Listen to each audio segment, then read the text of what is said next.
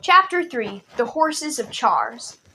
That makes Zeno a hero, like Horatius holding the bridge against the enemies of Rome, doesn't it, Conan? Said Philo. Have you ever met anyone who's done anything as brave as that? Father told us about a camel driver who left a caravan far on into the desert and went back alone to try to find a cousin who had been lost in the night. He did it, too, and brought him back, though no one else would go with him, and the leader wouldn't wait. Yes, but that man didn't know for sure he would be killed. He only took a risk that he might die himself, objected Philo. Zenos didn't die either. Father found him. Conan was being logical. Philo felt his face flush and tried not to get cross. He knew by now that only made his older brother more irritating. They were sitting on sacks in the warehouse on the far side of the storeyard, a dusty, sunny place that smelt more pungent than a scent shop, because most of Apollodorus's business was in spices, and the results of his last trip were stored here. He left the larger and more exotic goods, bales of silk, ivory, and rare animals to merchants with more capital who could afford the porters and camel-men to protect them, and preferred himself to deal only in smaller articles of high value, spices, pearls, and precious stones. Apart from the spices, they were mostly things he could carry on his body, as he traveled with only Esdras for company.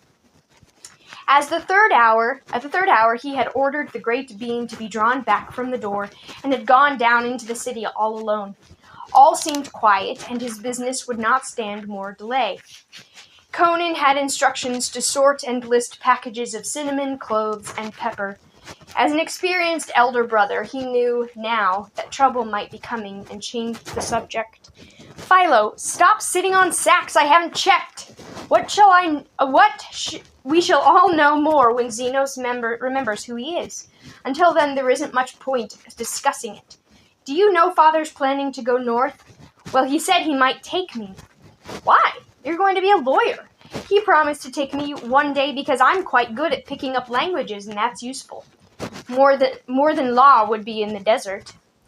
Well, he hasn't exactly said, but it's as if these last 2 days he suddenly wanted me to know as much about the business as possible. You mean so that you could run it if he got killed? But you're much too young. It'd be years before you could manage alone. Philo had said exactly what Conan thought was in his father's mind, but neither of them had put into words. The very idea of it was frightening Conan so much that he couldn't control his face, and turned his back to his brother, fussing over the ropes around the last sack till he felt a little bit better. Philo, honestly. But what would we do? Asked Philo. We're old enough to have to think about things like that. All around us for years, cities have been going up in flames and people dying.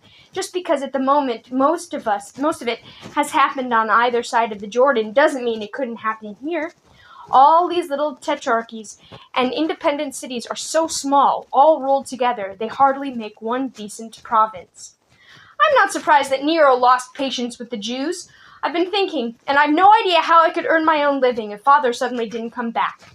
Though I suppose he's as likely to come back and find no Philadelphia. There was a noise of sandals clattering in the other courtyard as the porter opened the gate. Father, said Conan, dropping what he was doing and going to the doorway, grateful for the interruption. Do you think you really won't be a lawyer now? Philo asked as he followed him. Do you mind? I think I did at first, but I've seen this coming for some time, and I would have needed better teaching than I could get here. Father couldn't afford to send me to Caesarea, even if it was safe to go, which it isn't. It's better to be realistic, and it would be good to work for Father.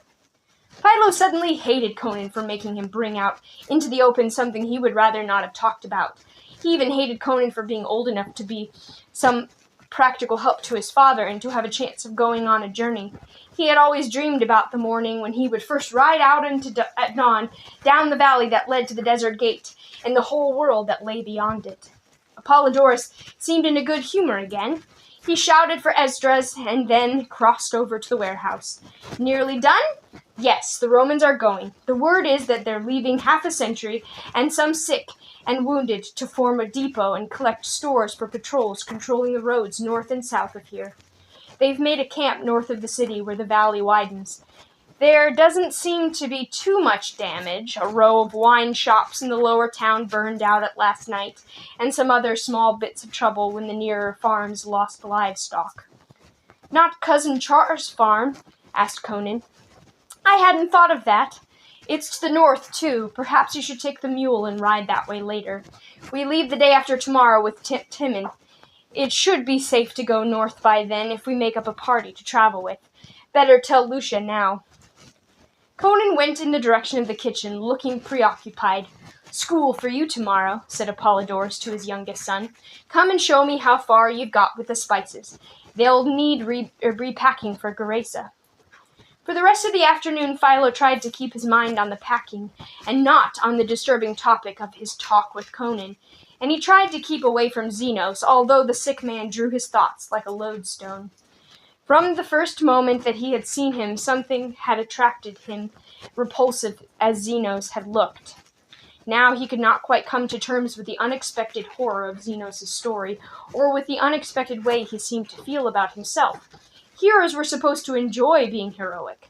Heracles could not have gone about with a self-satisfied grin on his face for months after every successful labor, but it had never occurred to Philo that coping with the consequences of heroism, living with the results to oneself, might be difficult and painful.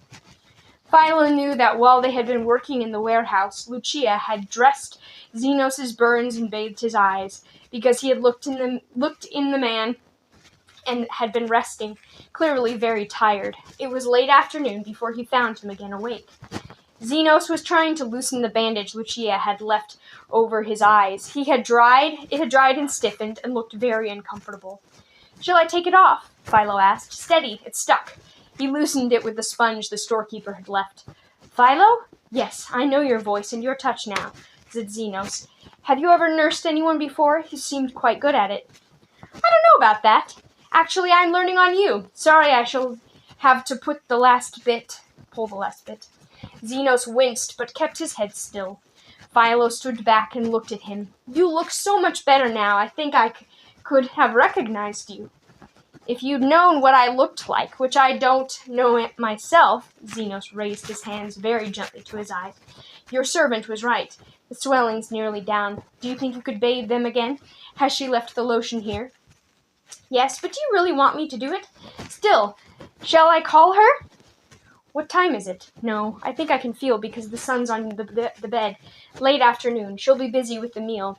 I trust you, Philo, though it's hardly fair to expect you to look after me like this. Haven't you a friend waiting for you to go out? I know you've been working most of the day.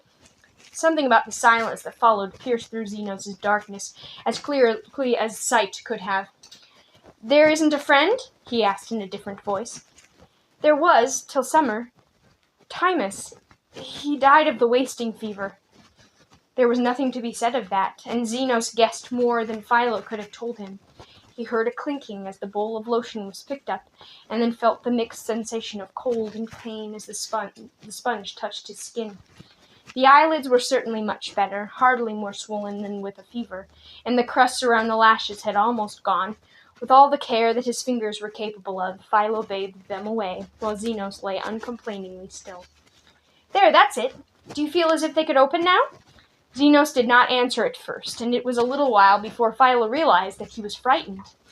It's really fairly dark in here, and you won't see much at first, particularly against the night, he said, trying to be helpful, but as scared as the man on the bed.